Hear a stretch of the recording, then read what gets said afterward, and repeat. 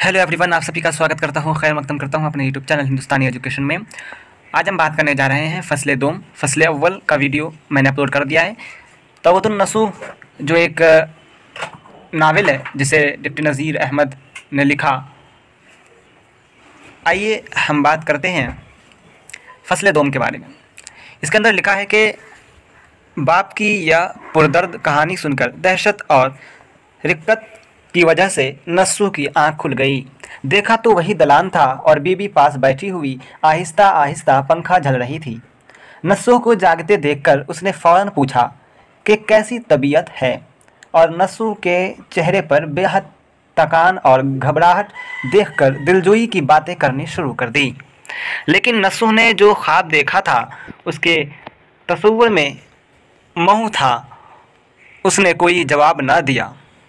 फिर भी चूँकि उसका होश में आ जाना सेहतमंदी की निशानी थी, इसलिए घर में हर तरफ खुशी की लहर दौड़ गई और लोग नस्सू के गुस्ल सेहत के बाद शादी रत जगह करने का मंसूबा बनाने लगे। नस्सू को इन बातों की कोई खबर न थी।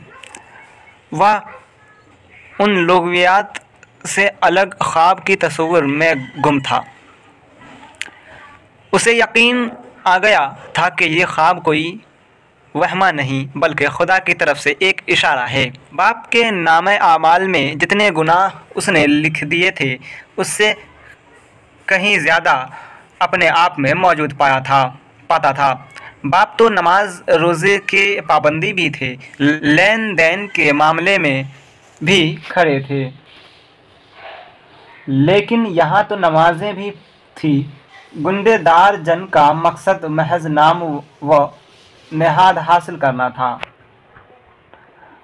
रोज़ा रखने का तो सवाल ही नहीं था, क्योंकि रमज़ान का महीना आने से पहले ही कोई न कोई बीमारी अपने में ढूंढ निकालता था।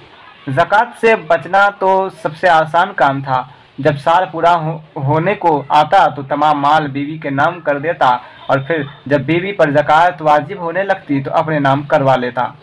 गरज कोई शरई हुक्म ऐसा ना था जिस पर नस्सू ने सिद्क़ दिल से अमल किया हो।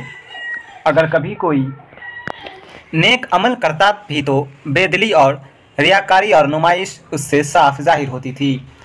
इन ख्यालात का नस्सू के दिल पर ऐसा असर हुआ कि वो बेख्तियार रो पड़ा, और दिल ही दिल में खुदा से मुखातिब होकर उसने कहा कि या अल्लाह, मैं तेरा बड़ा नाफरमान बंदा हूँ। कौन सी बुराई है जो मैंने नहीं की है? बिलाशुबह मेरे गुनाह इस कदर हैं कि मैं हरगिज़ दुनिया में ज़िंदा रहने के लायक नहीं था, बल्कि मौत तो मेरे गुनाहों की एक अदना सज़ा होती। लेकिन अब जो मैं तेरे फजल व करम से ज़िंदा रह गया हूँ तो मुझे नेक तौफीक अता करता कि मैं ख़ुद को भी सुधारूं और अपने ख़ानदान वालों की हालत में भी इस्लाह लाऊं। नस्सू ने यह इरादा तो कर लिया था कि अपने इस्लाह के साथ साथ ख़ानदान की भी इस्लाह करेगा, लेकिन अपने घर वालों की हद से ज़्यादा बिगड़ी हुई आदतें देखकर उसे यह काम बड़ा मुश्किल नज़र आ रहा था। नस्सू की बीवी पढ़ी लिखी औरत थी और शादी से पहले नमाज रोज़ा वगैरह की भी पाबंद थी, इसलिए उसने अपने काम की इब्तिदा बीवी से करना मुनासिब समझा। अभी वह पूरी तरह अच्छा भी नहीं हुआ था कि उसने बीवी से थोड़ा पानी गर्म करवाने को कहा था कि नहा कर नमाज अदा कर सके। बीवी ने यह सुनकर ऐसे ताज्जुब का इजहार किया कि नस्सू पर घड़ों पानी फिर गया। बहरहाल उसने बीवी के मना करने के बावजूद नहा धोकर नहायत खलूस नियती से नमाज पढ़ी। उस दिन के बाद से नस्सू की आदतें ही बदल गई। लोग बीमारी से उठकर चिड़चिड़े हो जाते हैं। नस्सू हलीम, बर्दबार और नरम दिल हो गया था। नतीजा ये हुआ कि घर के सब लोग जो पहले उससे दहशत ज़दा रहते थे अब उसकी इज़्ज़त करने लगे, और बातों के अलावा नस्सू में भी यह तब्दीली आई थी कि वह खलवत पसंद हो गया था। तमाम दिन अकेला कोठे पर बैठा रहता था।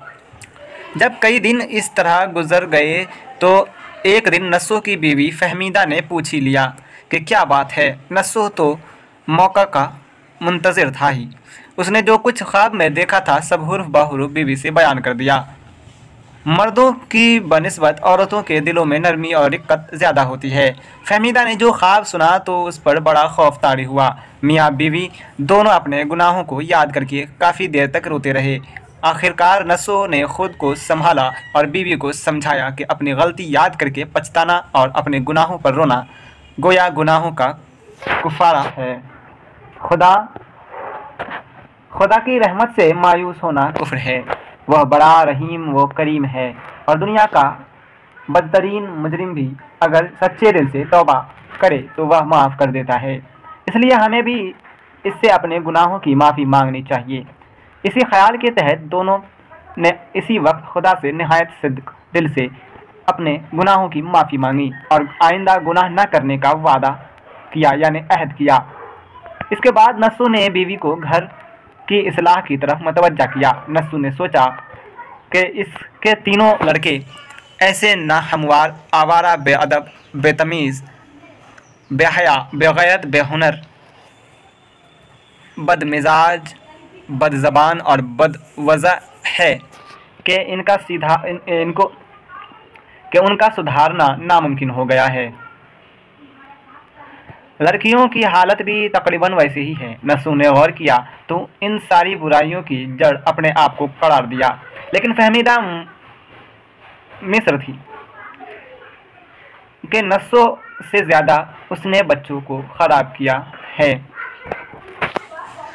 اور اب تو ان کی اصلاح واقعی ممکن نہیں رہی۔ بہرحال نسو نے جب کافی سمجھایا تو فہمیدہ اس بات پر راضی ہو گئی کہ وہ گھر کے چھوٹے بچوں کو تو یقیناً سدھار لیں گی، اس کے علاوہ دوسرے لڑکوں کو سدھارنے میں بھی ہر طرح کی مدد دے گی۔ اس کے بعد اس نے نسو کو سب سے چھوٹی لڑکی حمیدہ سے اپنی گفتگو کے بارے میں بتانا شروع کیا۔ اس ویڈیو میں بس اتنا ہی۔ دیکھتے رہیے ہندوستانی ایجوکیشن۔ ملتے ہیں اگلی ویڈیو میں۔ Goodbye and take care. اللہ حافظ۔